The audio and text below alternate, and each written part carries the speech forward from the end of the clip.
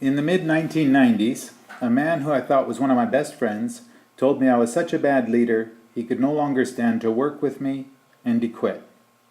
Upon further conversations over the next few days, as he packed his stuff, I realized that he found me to be overbearing and insensitive. In later years, when team members have acted in ways I did not understand, I realized that in some settings, certain team members found me too accommodating or too slow to make decisions. In some cases, people have been frustrated with me because, well, there are many explanations, but I want to describe a way to get past the aggressive and the passive limitations. Let's say one person on your team is goal-oriented, and let's say another person on your team is relationship-oriented. The goal-oriented person thinks, if we can just get our goals done, we'll all be friends. The relationship-oriented person thinks, if we can just be friends, we'll all get our goals done. Now, the goal-oriented person wants to make quick decisions. When things don't go right, they may start blaming others. They may develop a victim mentality. The relationship-oriented person, on the other hand, when pushed for a decision, may have difficulty expressing a contrary opinion.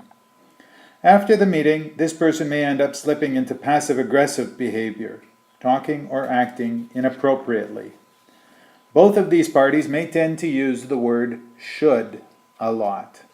The other person should be like that. The other person should not be like this. Should becomes a protective burden for them, because if the other person is at fault, then they are not really responsible.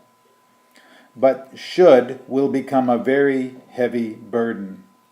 If the goal-oriented and the relationship-oriented persons are really strong people, they may realize that if they're going to stay together, they have to find common ground. I will meet you in the middle. Let's cooperate. Let's just get along. In order to stay together, they may both decide to give up some stuff. I'll give up some stuff if you give up some stuff. This could be called a lose-lose relationship. In this scenario, both parties are still carrying the weighty burden of what the other person should be doing, but they are willing to carry it for the sake of staying together. It is possible to use suspended judgment to hang up the should burden, providing both parties with a different burden called curiosity. The goal-oriented person might make it a goal to find out why the other person is so quiet. Just because they cannot express their thoughts in the moment does not mean they don't have any. The challenge here is to learn to draw out the other person with active listening. The relationship-oriented person might use his desire for deeper harmony as fuel to give him the courage and the boldness to assertively share his or her true opinions, concerns, and observations. They start collaborating. They start arriving at the unity that is on the other side of confusion. Goals are getting met. Relationships get stronger. This could be called a win-win solution. If both people in a marriage, or if most people on a team, are committed to learning how to work together in this way, a curious thing happens. The limits get removed. The Bible says it like this.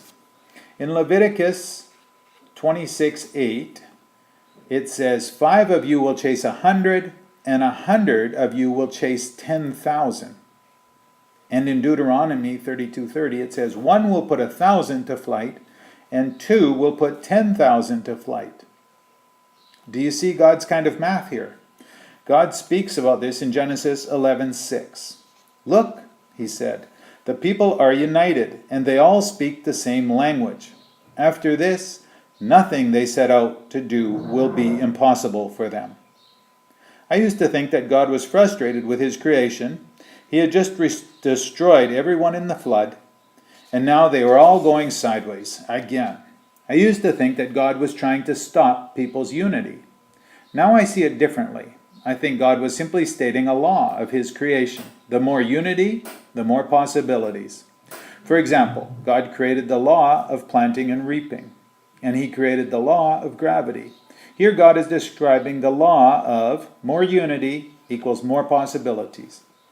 Jesus said in Matthew 18, verse 19, "If two of you agree here on earth concerning anything you ask, my Father in heaven will do it for you." Once again, I don't think Jesus is defining a new truth here. He is simply explaining how things work. The whole context of this verse is one of relationships and true authority or power. As we learn to, number 1, suspend judgment. Number 2, to be curious. Number 3, to draw out the quiet people.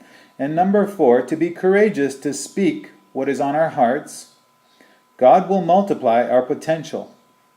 But for this to work, it has to be done in love.